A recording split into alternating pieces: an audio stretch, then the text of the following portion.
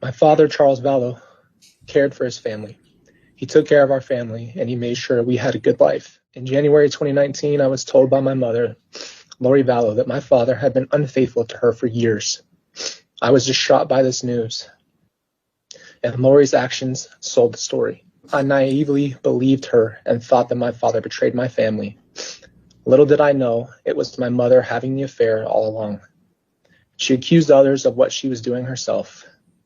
I regretfully decided to stop speaking to my father. On July 11th, 2019, I would be flooded by the reality that my choice not to speak to him would be a lifelong sorrow. What I lost on July 11, 2019 was a father who was trying to help me in life, and a man who wanted to see his grandchild, and someone who wanted to give guidance and love. I lost a father. This affected me in more ways than anyone could ever know. I have to live with the regret of not speaking to him before he was murdered in cold blood.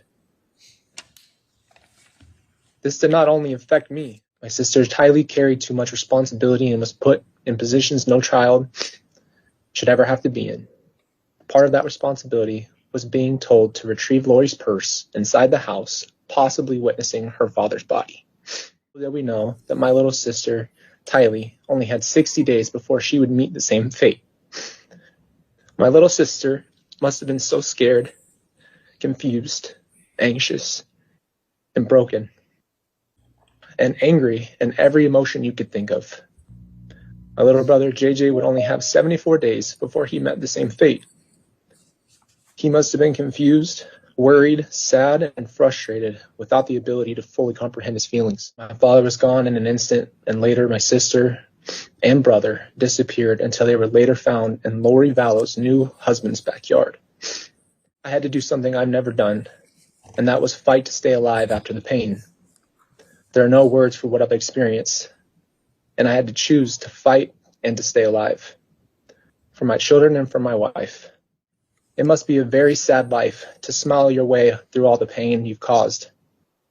Rather than being able to acknowledge the pain that she has caused, she would rather say that Charles, Tylee, and JJ's death were a family tragedy and not her evil doing. And I will say this, if you want to see darkness, look at the murdering cult that claims God has commissioned their mission to kill my family and others. Quite frankly, I believe that Lori Vallow herself is the family tragedy.